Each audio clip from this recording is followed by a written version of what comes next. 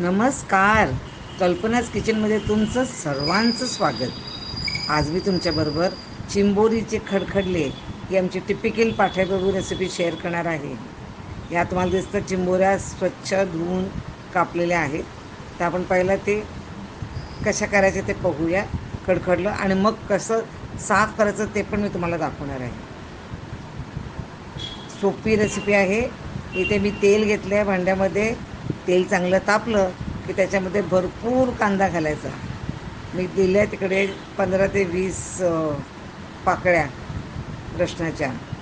आणि हा मी खुटून घेतलेला आहे, पेस्ट नाही. पेस्ट मजा येत नाही. हे आपल्याला कुटूनच घ्यायला लागतो का लसूण. लसूण चांगला तेलामध्ये फोडणी त्याची दिली की ते आपण ते चिंबोऱ्या घालायच्या एक एक करून. तुम्ही पाहू शकतात मी कसं अरेंज करते. सगळ्याला एक मेथड आहे.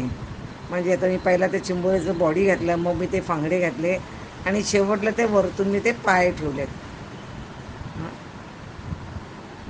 आता ह्याच्यामध्ये आपण मसाले घालूया. मसाल्यासाठी नेहमीचं सोपं एकदम मसाले इन्ग्रेडियंट्स आहेत. म्हणजे हळद, मिरच्याची बुकी आणि आमचा सांबार मसाला.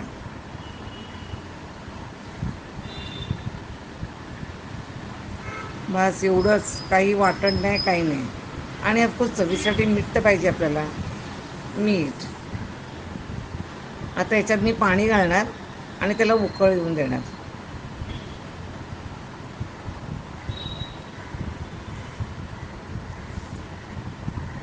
आहे की नाही केवढी सोपी आहे ही खडखडल्याची रेसिपी. तेल भरपूर असेल, आणखीन लसूण पण तुमचं भरपूर असेल तर तुमचा तो रस पण तुम्हाला चांगला बऱ्यापैकी मिळतो खायला. आणि ह्यानं स्ट्यू फॉर्ममध्ये असतं. म्हणजे ह्याला वाटण नसते म्हणून असं जाडा जाडा नाही होत. तर इट इज ॲब्सोल्युटली स्ट्यू फॉर्ममध्ये. आणि काही लोक चिंबोऱ्या करताना ते पाय ते वाटून त्याचा ज्यूस काढतात. पण आम्ही खडखडल्याला असं काय करत नाही आमच्या ह्याच्यामध्ये. नाही तर दाखवलं ते एकदम ऑथेंटिक असं आम्ही करतो खडखडलं. आता ह्याला उकळ आली आणि ते चिंबोऱ्या बघा मी ते कवरची बाजू मी ही केलेली होती. आता ती शिजल्यावरती लाल व्हायला लागते. मग आपण परत सगळं ते बदलून घेऊया. काही ठिकाणी मला अजून तो रंग बदललेला दिसत नाही. ते आता मी ते करते. आणि आपलं खडखडलं झालेलं आहे करत माहिती आहे का. एकदम टेस्टी होते हे खडखडलं आहे बघा. आहे ना ग्रेव्ही अशी दिसते जी. यम्मी. आता आपण खडखडलं कसं करायचं सोपं प्रकार बघितला. आता साफ कसं करायचं ते पाहूया. तुमचे कोळी ओळखीचे असेल तर ते करून देईल. आता इकडे साफ कसं करायचं हे बघा. हे नर आणि मादी मी लिहून दाखवलं, तुम्हाला दाखवलं आहे. नर कसं ओळखायचं आणि मादी कशी ओळखायची. आणि आता ती कोळीण थोडक्यात कशी ती साफ करते दाखवते. ते पहिला ते पाय आणि फांगडे असतात ना. फांगडा म्हणजे ते 2 मोठे फांगडे ते हातानेच काढतो आपण.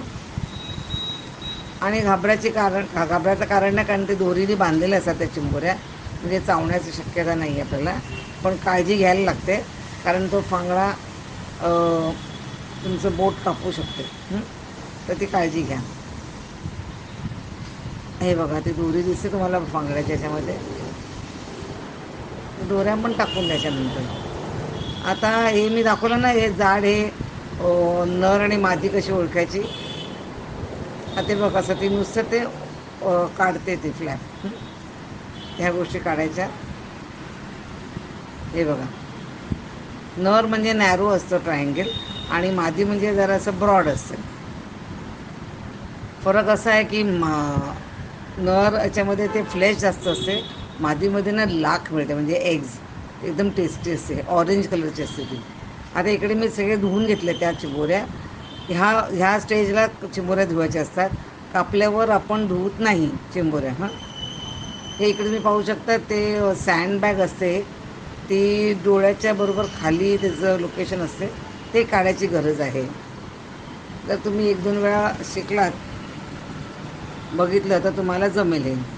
आता इथे खूप लोक ते अख्खीच्या अख्खी ठेवतात शेल, पण आम्ही पाठ्याप्रभूच्या आमच्या रेसिपीमध्ये आम्ही ते अशी अर्धी कापतो, ती शेल पण आम्ही कापतो. हे बघा, आता ते दिसतंय ना, ते सँडबॅग आहे, ती काढायची.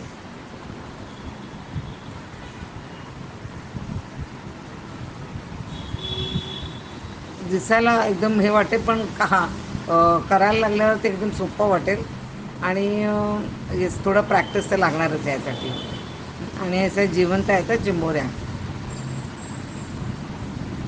वाव, ही बघा, ही ऑरेंज कलर आहे ना, ते एग्ज आहेत, त्याला आम्ही लाख म्हणतो, लाख. हं, ते खूप टेस्टी लागते. आणि इथे पण तिने बघा सँडबॅग काढले तिने. खडखडल्याचं तुम्हाला दाखवलंच आहे. तर आजची रेसिपी आवडली असेल तर लाईक, शेअर आणि सबस्क्राईबचं बटन प्रेस करायला विसरू नका. व्हिडिओ पाहिल्याबद्दल धन्यवाद.